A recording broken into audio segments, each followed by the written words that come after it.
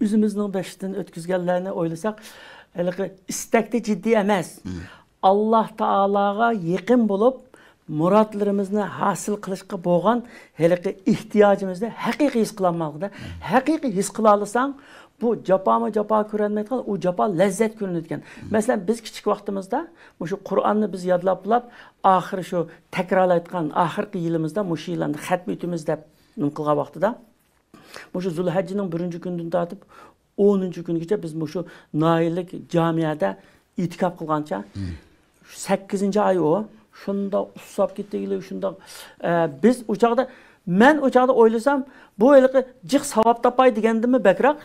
Ben şu Allah Teala'ga bir yakın bolsam, tiligimni icabet kılsam, ben chet elge uquşqa çıksam deytkan arzu qattiq bolganligi uchun, aşı çağda japa demay aşıda kılgan. Endi keyin chet elge mi chiqdik, o'qishni o'qib boldik, hozir bo'shab ketdik, uçaqdagi irade yok. Şu ben oylayman de bir insanda mayli Firdevs cennetga kirish arzusi olsun. Resulullah bilen billa ahirette billa buluş olsun. Güzel arzular, qanday arzu olsun. Şu arzumga yetiş için ben Allah Teala'ga yakın bulup Allah'ın razılığı erişip şunda kılmasam başka yol yokken dep ciddi bulutkan bolsa çokum o yetidike onunğa. Şoğa hazır mesela fursatlar var, şarait var. Şunda güzel mevsimli kilovatı da aldım. Şunda kilovası mı?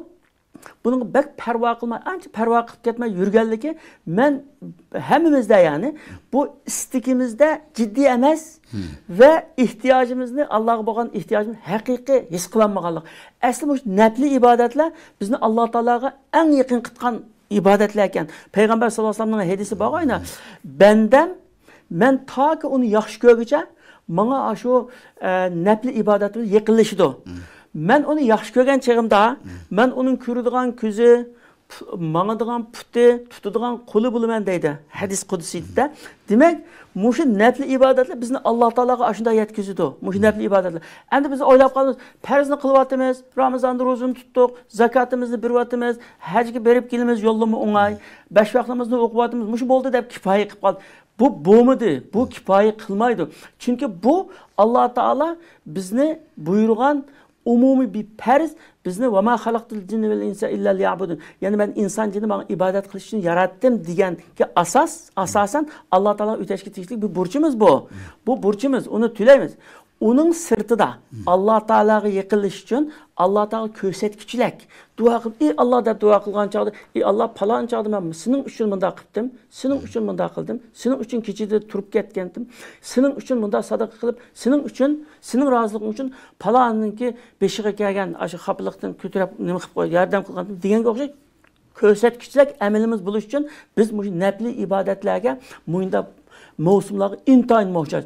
Çünkü nefli ibadet dese kişiler kılsın bultkan, kılmasın bultkan ihtiyacımız yoktak tuyulurdu. Ama en bek ihtiyacımız var. Biz en bek eskatıkını aşı nefli ibadetlerken. Çünkü perizlerini kılımız zaten onu kılmasak olmaydı. Müslümanlığımız kamız olmaydı. Onun sırtıdamış nefli ibadetler arkalık biz üzümüzni aynı Allah Teala'ya yakın kılmızken, məqsədimizni hal kılalayımızkençe şuna bek ihtiyacımız var hem de onunla.